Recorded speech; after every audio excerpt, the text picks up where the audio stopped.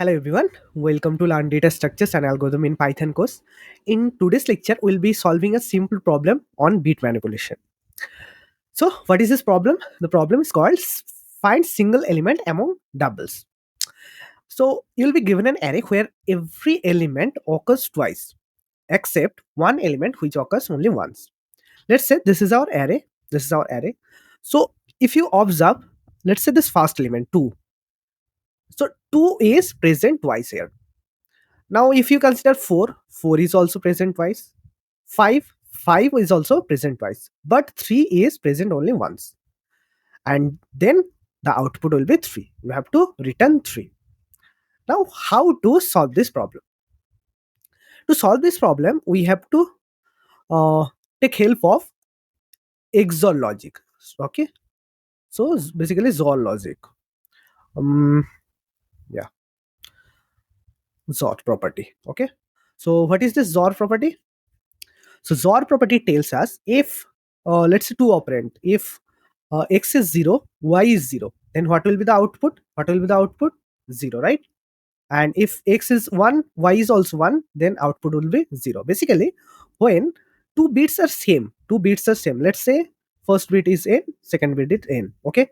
Now, if you try to calculate XOR of it, so XOR of it, then what will be the output? Output will be 0.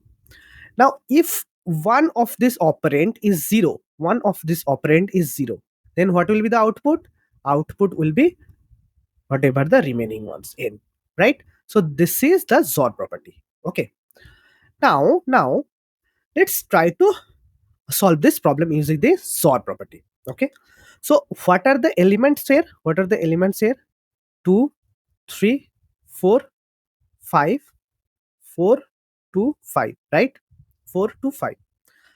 Now let's say I perform XOR operation through each element. Okay. Through each element. Okay. Then what will happen? Let's try to understand. So this is basically, so in spite of this, can I just rearrange this? So what I mean by this, can I write 2 XOR 2? Okay. Then take this because 2 is occurring twice. Okay. Then whatever the elements are occurring twice, let's arrange them. Then 4 XOR 4. Okay. Then XOR 5 XOR 5. Okay. Then XOR 3. Can I write? Yes, I can write. Now, if two operands are same, okay, now two numbers are same, then what will be the output? This will be 0. Then for this will be also 0. Then for this will be also 0 because those are same, right? Then 3 will be as it is. Okay. Then what will be this value? 0 XOR 0. What will be the value? That will be also 0. Then, okay, 0 XOR 3. What will be the value?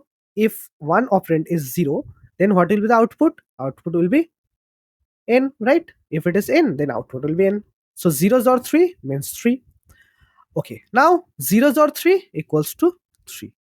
Now, what is the output? Output is 3. Means whichever element is present only once, that is basically the output. So you can see what is the advantage of bit manipulation here, right? So you can't think like this is a bit manipulation, right? We can't solve using bit manipulation. So one who has not solved any bit manipulation problem or who doesn't know about how to solve this, he can't think about this, right? So using this bit manipulation, we can solve this using O of n time complexity. Otherwise, what we have to do? We have to go on through each element, then we have to check in this whole array if this element is present or not in this array, right? So for 2 we'll be checking, then for 3 we'll be checking, right? So until we'll not get the unique element, right? So what will be the time complexity for that? For brute force, the time complexity may goes up to O of n square, because for each element we iterate over this array. But here, what is the time complexity? Here? We are just performing XOR operation, right? So this operation only take constant time. But to iterate through each element, how do we get this elements? To get this element, we have to iterate through this array. That's why the time complexity for this algorithm will be O of n.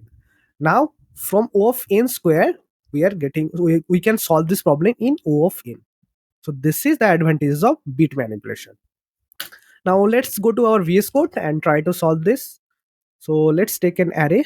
Let's say nums equals to, let's take 2, 3, then 4, then 5, then let's say 2 again, then 5 again, 4 again. Okay. Now let's try to create a function. Let's say def find, what we can write, find, maybe single element. Yeah, find single. Okay, then what it will take, it will take this number array. Okay, then what it will return, it will return this, the element that only appears once, right? So that's why, how we can do that. So we have to do this operation, right? Do this XOR operation. Now to do this XOR operation, what we have to do, we have to gone through each element. For that we'll be running a for loop, right? For ELE in nums, we'll be going through each element. Now what we'll do, now initially we'll take a result variable, result, and result will be initialized with 0. Why 0? Let me try to show you. So let's say initially res is 0. Okay, now what we'll do, we'll go through each element, go through each element. So first element is 2, first element is 2, so we'll perform 0 XOR 2. Then what will be the output? Output will be 2, right? Because 0 XOR any element equals to that element. So this property will be applied here. Okay, so then what will be the operation look like? First we'll be doing 0 XOR 2. Okay, let me show you. So first 2, right? So first 0 XOR 2, then what will be the output? 2, right? What will be the output? 2. So 2 is the result. Now in the next iteration, what we'll do? 2 XOR 3, right? Then what will be the result? Then we'll be doing this XOR 4 like this. Okay, that's why we are taking a result variable. So result initialized with 0. Then for each element, what we'll do, we'll update this raise equals to raise XOR this ELE. Okay, sorry, ELE. Okay, now at last we'll return this raise. This will be our output. This will be the unique element. Okay, then now let's call this function. So let's print this, print find single from this numbers. Okay, nums. Now what will be the output here? Output will be 3, right? Now let's try to run this. I can say 3 is the output. Okay, now hope you have understood how to solve this problem using this bit manipulation.